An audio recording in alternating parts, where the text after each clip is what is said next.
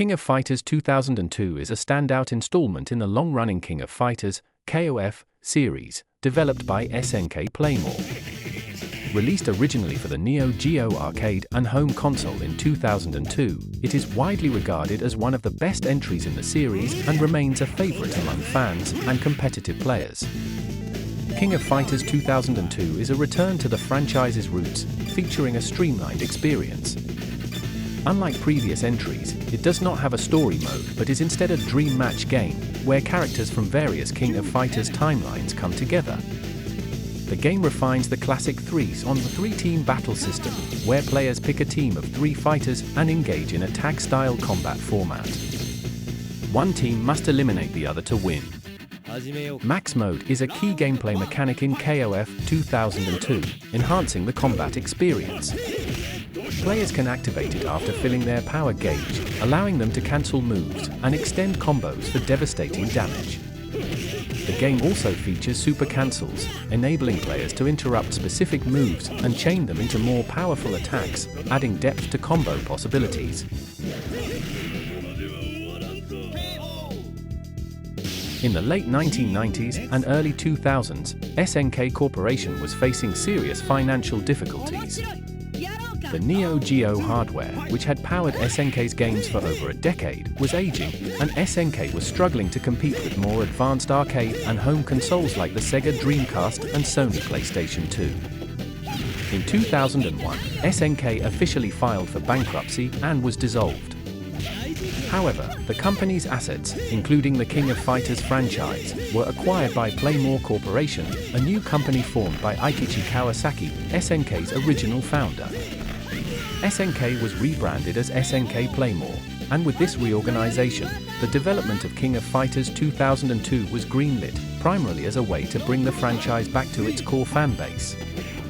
The development team aimed to strike a balance between old and new elements in KOF 2002. While they wanted to bring back classic characters and familiar mechanics from earlier games, they also needed to modernize certain aspects of the gameplay to keep things fresh.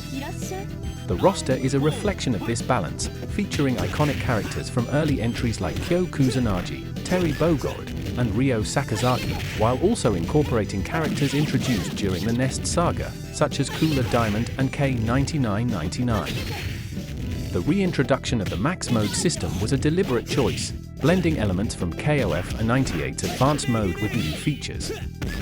This allowed players to enhance their combos, giving skilled players more control and depth in gameplay.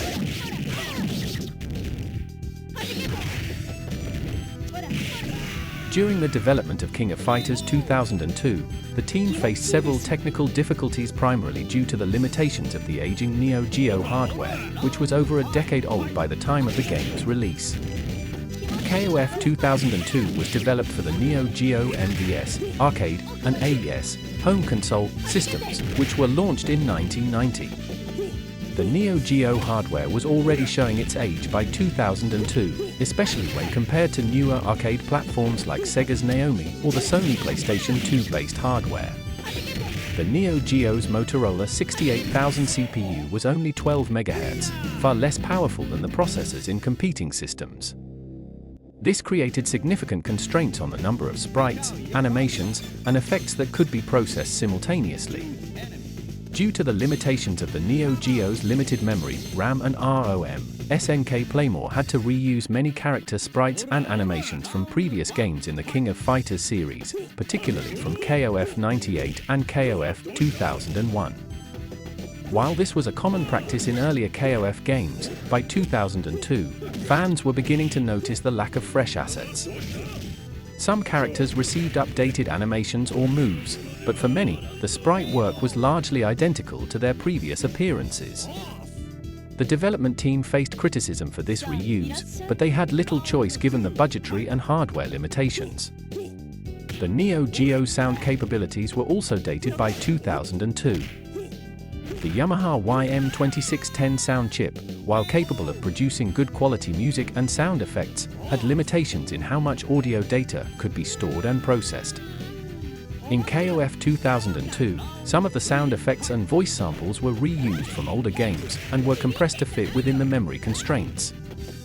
This resulted in slightly lower quality audio compared to what could be achieved on newer hardware.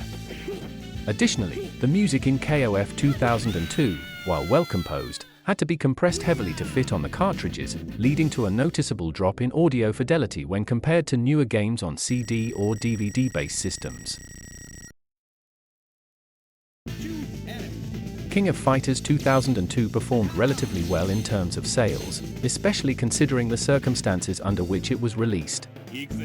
However, the game's sales were heavily influenced by a number of factors, including SNK's financial struggles, the popularity of the King of Fighters series, and the declining relevance of the Neo Geo platform by the early 2000s.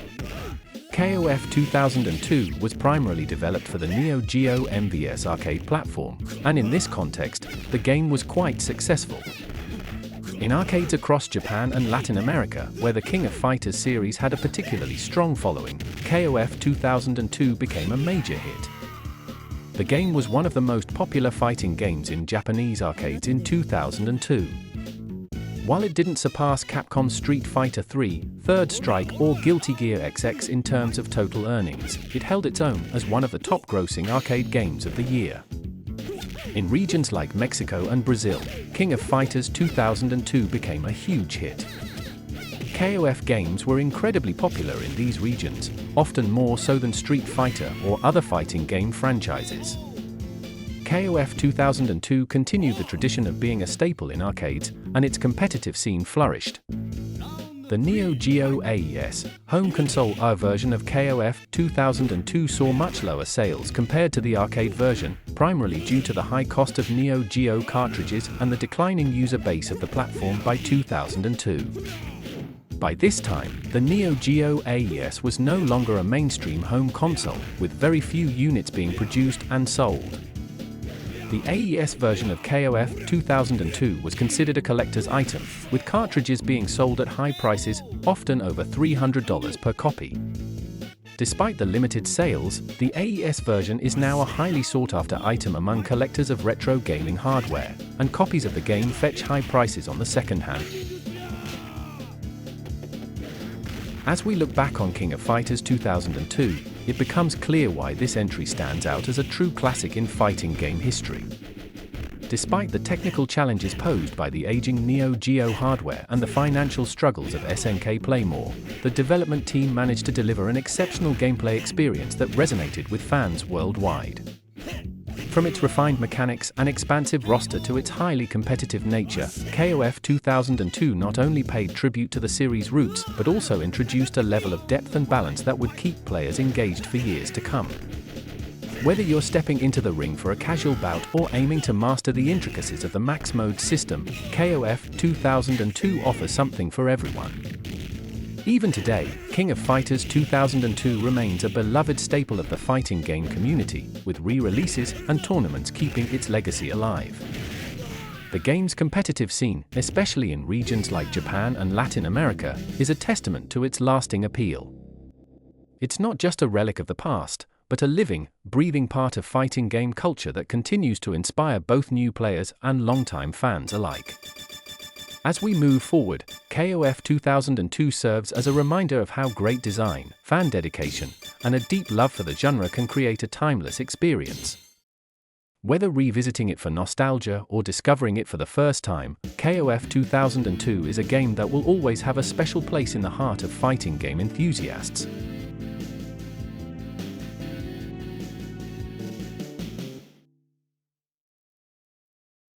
Game over.